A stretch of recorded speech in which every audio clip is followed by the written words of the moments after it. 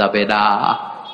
ইয়াউমা ইয়াফিরুল মারউ মিন আখিহি ওয়া উম্মিহি ওয়া আবি, নিজের সাথে মিলান, সবাই নিজের নিজের মায়ের সাথে মিলান। সেদিন ভাইকে দেখে ভাই পালাবে, আপনার ভাইকে আপনি পরিচয় না দিয়ে পালিয়ে যাবেন। আপনার ছোট বোনটারে দেখে পরিচয় না দিয়ে আপনি দৌড়াবেন। আপনার কলিজার টুকরা সন্তানটারে নাকি আপনি চিনবেন না। আপনার প্রিয়তমা স্ত্রী আপনারে চিনবে না, আপনি তারে চিনবেন না। বাবা আপনারে পরিচয় দিবে না, মা পরিচয় দিবে না।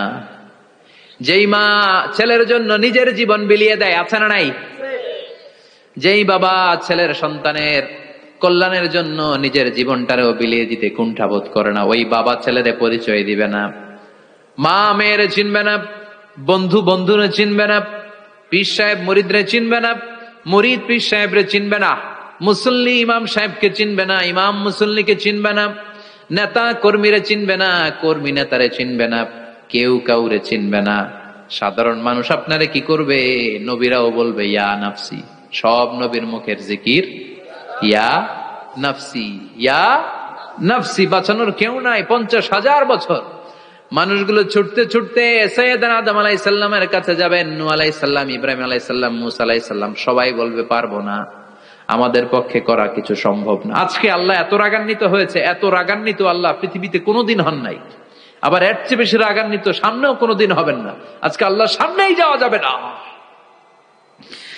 পরে সৈয়দনা ঈসা আলাইহিস সালাম বলবেন সাজেশন আছে আমার কাছে, সাজেশন। আজকের এই কঠিন দিনে কোন নবী আল্লাহর সামনে দাঁড়াতে পারবে না, একমাত্র আখিরি জামানার পয়গম্বর বিশ্ব নবী মুহাম্মদুর রাসূলুল্লাহ ছাড়া সাল্লাল্লাহু। বিশ্ব নবী মাকামে মাহমুদে তখন সিজদায় পড়ে থাকবেন, কাঁদতে থাকবেন, সবার জিকির ইয়া নফসি, বিশ্ব নবীর জিকির ইয়া উম্মতি, আল্লাহু আকবার। আল্লাহ বলবেন নবী আর কাঁদবেন না, মাথা তুলেন।